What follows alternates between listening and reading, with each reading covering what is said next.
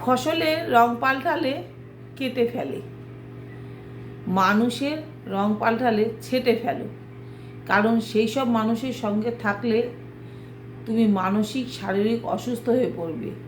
সেই জন্য মানুষ তো এখন গিরগিটির মতো দ্রুত রং পাল্টাচ্ছে। মানে এখনই একরকম, আবার তখন আর রকম। মানুষ চেনা খুব মুশকিল। কিন্তু যখনই দেখবে সে গিরগিটির মতো রং পাল্টে ফেলেছে, তখনই তাকে জীবন থেকে বাদ দিয়ে দাও। তাতে তুমি সুস্থ থাকবে, ভালো থাকবে। কারণ যে তোমার সুযোগের সদ্ব্যবহার করে গিরগিটির মতো রং পাল্টাচ্ছে, তাকে ছেঁটে ফেলাই বুদ্ধিমানের কাজ।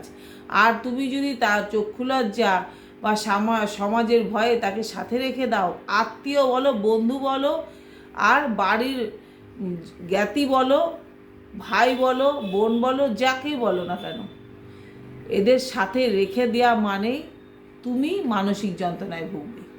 তুমি যদি ভালো থাকতে চাও, এদের ছেঁটে ফেলে দাও।